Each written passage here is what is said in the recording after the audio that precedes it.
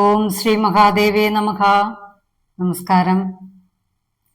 ഇന്ന് നമ്മൾ ശ്രീ ലളിതാ സഹസ്രനാമ സ്തോത്രത്തിന്റെ 728 മുതൽ 749 വരെയുള്ള നാമങ്ങളുടെ അർത്ഥങ്ങളാണ് അറിയാൻ പോകുന്നത്. ആദ്യം നമുക്ക് ശ്ലോകം ഒന്ന് ചൊല്ലാം. ഓം ഗുരുഭ്യോ നമഃ. ഓം ഗംഗണപതേ നമഃ. ഓം ശ്രീ പരാശക്തിയേ നമഃ. ചിത്കലാനന്ദകലികാ പ്രേമരൂപാ പ്രിയങ്കരി നാമപാരായണ പ്രീത നന്ദി വിദ്യാനടേശ്വരി വിദ്യാ ജഗദധിഷ്ഠാന മുക്തിദാ മുക്തിരൂപിണി ലാസ്യപ്രിയാലയകരി ലജ്ജാരംഭാതി വന്ദിത ഭവതാവസുധാ വൃഷ്ടി പാഭാരണ്യത വാനല ദൗർഭാഗ്യദൂല വാദൂല ജരാന്ധ്വാന്തര വിപ്രഭ ഭാഗ്യാബ്ധിചന്ദ്രിക ഭക്ത ചിത്തഘേഘിഘനാഘന രോഗപർവ്വതംഭോളിർ മൃത്യുദാരു കുടാരിക. അപ്പൊ ഈ നാമശ്ലോകത്തിന്റെ നാമാർത്ഥങ്ങളാണ് നമ്മൾ ഇന്ന് അറിയാൻ പോകുന്നത്. അതില് ആദ്യത്തെ നാമമായിട്ട് വരുന്നത് ചിത്കലായേ നമ. ചിത്തെന്നാൽ ശുദ്ധബോധം എന്നാണ് അല്ലെ. അപ്പൊ ചിത്ത് എന്ന കലയോട് കൂടിയവൾ എന്നാണ് ആ നാമാർത്ഥം പറയുന്നത്. സർവജീവജാലങ്ങളുടെയും ബോധത്തിന്റെയും ജ്ഞാനത്തിന്റെയും മൂല്യശക്തിയാണ് ദേവി എന്ന് സാരം. അപ്പൊ ആ രണ്ടർത്ഥങ്ങളും അതില് വരുന്നതാണ്. ആനന്ദകലികായേ നമ. ആനന്ദത്തിന്റെ ഉറവിടമായ ദേവി, ആനന്ദത്തിന്റെ പൂമൊട്ടായവളെന്നും അർത്ഥമുണ്ട്. ഈ ആനന്ദം എന്ന് വെച്ചാൽ അത് ഒരിക്കലും ഇന്ദ്രിയ ആനന്ദമല്ല, മറിച്ച് ആത്മജ്ഞാനത്തിലൂടെ ഉള്ള ഒരു ആനന്ദാവസ്ഥയാണ്. അത് നമുക്ക് പറഞ്ഞറിയിക്കാൻ കഴിയാത്ത ആനന്ദത്തോടു കൂടിയതാണ്. അപ്പൊ അതാണ് ആ നാമാർത്ഥം വരുന്നത്. പ്രേമരൂപായി നമ. അതായത് പ്രേമരൂപിണിയായ ദേവിയാണ് അല്ലെ. നമ്മുടെ ഭക്തരുടെ എല്ലാം മനസ്സിൽ ഭക്തിയും സ്നേഹവും നിറയ്ക്കുന്നവളെന്ന് നാമാർത്ഥം. പ്രിയങ്കരിയെ നമ. ഭക്തർക്ക് പ്രിയമായിട്ടുള്ള ദേവി എന്ന് സാരം. ദേവി ഭക്തന്മാരുടെ അഭീഷ്ടങ്ങളെല്ലാം സാധിച്ചു കൊടുക്കുന്നവളാണ്. അപ്പൊ അങ്ങനെയുള്ള നാമാർത്ഥമാണ് വരുന്നത്. അടുത്ത നാമം നോക്കാം. നാമപാരായണ പ്രീതായേ നമ. നാമപാരായണത്തിൽ സന്തോഷിക്കുന്നവളായ ദേവി എന്ന് സാരം. നന്ദിവിദ്യായേ നമ. നന്ദികേശ്വരന് ഉപദേശിച്ച ദിവ്യവിദ്യയുടെ സ്വരൂപിണിയായ ദേവി എന്ന് നാമാർത്ഥം പറയുന്നു. നടേശ്വരിയെ നമ. നടരാജന്റെ പത്നിയായ ദേവിയെ കുറിച്ച് പറയുന്ന നാമമാണ്. മിഥ്യാജഗദധിഷ്ഠാനായേ നമ. മിഥ്യയായ പ്രപഞ്ചത്തിന്റെ അടിസ്ഥാന രൂപമായ ദേവി എന്ന് സാരം. ബ്രഹ്മസ്വരൂപിണിയായ ദേവിയെക്കുറിച്ചാണ് പറയുന്ന നാമം. മുക്തിദായേ നമ. മുക്തി നൽകുന്നവളാണ് ദേവി. അതായത് ജീവനെ പരമസത്യമായ മോക്ഷപ്രാപ്തിയിലേക്ക് നയിക്കുന്നവളായ, അതായത് മുക്തി എന്നാൽ മരണം എന്നല്ല പറയേണ്ടത്. എല്ലാവരും വിചാരിക്കും മുക്തി പ്രാപിക്കുക എന്ന് പറഞ്ഞാൽ മരണത്തിൽ കൂടെയാണ്. അങ്ങനെയല്ല. നമ്മൾ ജീവിച്ചിരിക്കുമ്പോൾ തന്നെ മുക്തിയാവുക എന്ന് പറയുന്നത് ആത്മജ്ഞാനത്തിലേക്കുള്ള മുക്തി എന്നാണ് സാരം. അപ്പൊ മുക്തി നൽകുന്നവളായ ദേവിയെ കുറിച്ച് പറയുന്നു.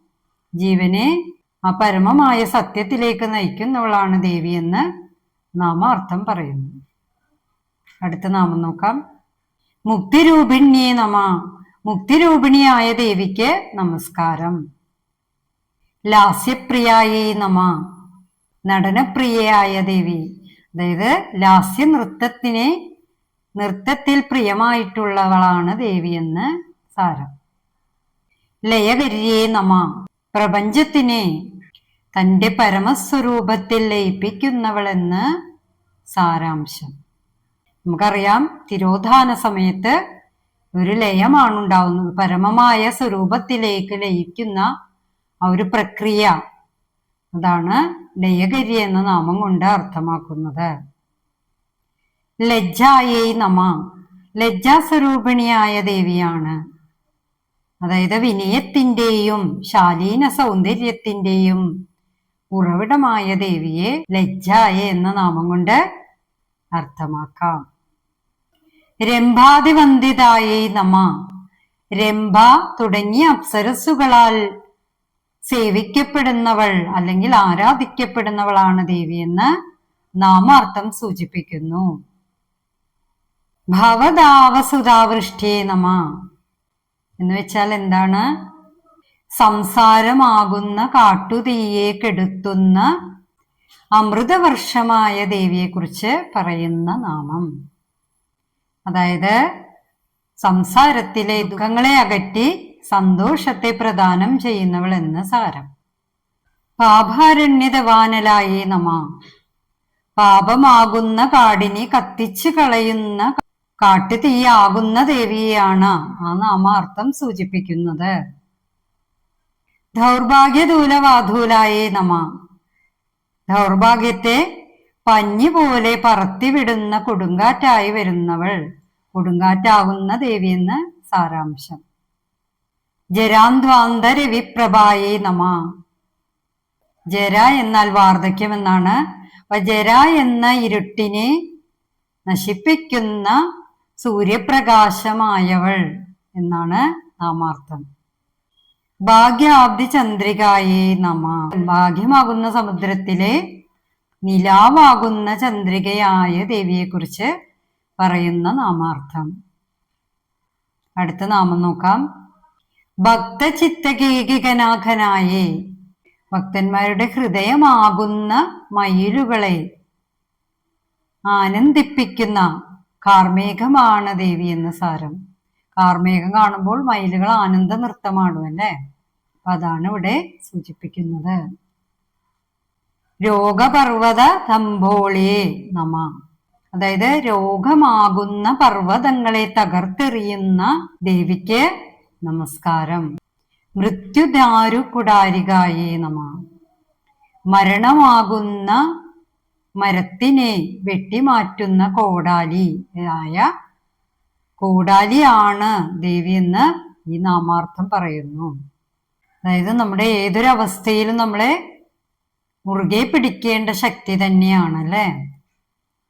അപ്പൊ അവിടെ കഴിഞ്ഞ ഇപ്പോൾ നമ്മൾ പറഞ്ഞ കുറെ നാമങ്ങളില് മൃത്യുവിനെ തോൽപ്പിക്കുന്നു, രോഗങ്ങളെ തകർത്തെറിയുന്നു, അങ്ങനെയൊക്കെ നമ്മൾ വായിച്ചു. ദൗർഭാഗ്യത്തെ പഞ്ഞി പോലെ കൊടുങ്കാറ്റായിട്ട് വന്ന് പറത്തിവിടുന്നു, അങ്ങനെയൊക്കെയുള്ള നാമങ്ങൾ നമ്മൾ കണ്ടു അല്ലേ? നമ്മൾ ചിന്തിക്കുന്ന ഒരു കാര്യമുണ്ട്, നമ്മളെല്ലാവരും ചിന്തിക്കും, നമ്മൾ ബാഹ്യമായ ഇപ്പൊ നമ്മുടെ വിഷമങ്ങള് അല്ലെങ്കിൽ വേറെ എന്ത് തരത്തില് വന്നാലും നമ്മള് പുറമേയുള്ള ഒരാളോടായിരിക്കും പറയുക അല്ലെ? നമ്മുടെ അടുത്ത് നിൽക്കുന്ന ആള് തന്നെയാണ്, എന്നാലും അത് പുറമേ ഉള്ള ആള് തന്നെ അല്ലെ, പുറത്തുള്ള ഒരാള്. അപ്പോ നമ്മുടെ വിഷമങ്ങളൊക്കെ ഏത് പരിധി വരെ അവർക്ക് സഹായിക്കാൻ കഴിയും? നമ്മൾ ചിന്തിച്ചിട്ടുണ്ടോ? ഒരു പരിധി വരെ അവർക്ക് സഹായിക്കാൻ കഴിയുള്ളൂ. അപ്പൊ ശരിക്കും നമ്മൾ ബാഹ്യമായ ഒരു സമാധാനമല്ല കണ്ടെത്തേണ്ടത്.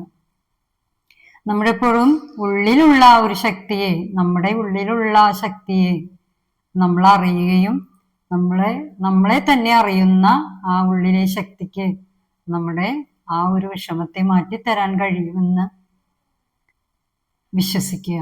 കാരണം അങ്ങനെയുള്ള സത്യമായ അനുഭവങ്ങളുള്ള ഒരു വ്യക്തി തന്നെയാണ് ഞാൻ. അതായത് നമ്മുടെ ഉള്ളിലുള്ള ഒരു ശക്തി, ബാഹ്യമായി നമ്മൾ എത്ര സന്തോഷം തിരഞ്ഞാലും നമുക്ക് ഒരിക്കലും ആ സന്തോഷം ലഭിക്കണമെന്നില്ല, ആ ആനന്ദമൊന്നും പൂർണ്ണമാവില്ല എന്നാണ് സാർ. അപ്പൊ അങ്ങനെയുള്ള ഒരു ശക്തിയെ നമ്മൾ മുറുകെ പിടിച്ച് മുന്നോട്ട് പോവുക. ഈ കാലഘട്ടത്തിൽ നമുക്ക് വേണ്ടത് ആ ശക്തി തന്നെയാണ് എന്ന സാരം. അപ്പൊ ഇന്ന് നമുക്ക് 749 വരെയുള്ള നാമങ്ങൾ നമ്മൾ അറിഞ്ഞു. അടുത്ത നാമങ്ങളുമായിട്ട് നമുക്ക് അടുത്ത ദിവസം കാണാം. എല്ലാവർക്കും നല്ലൊരു ദിവസം ആശംസിച്ചുകൊണ്ട് നന്ദി, നമസ്കാരം.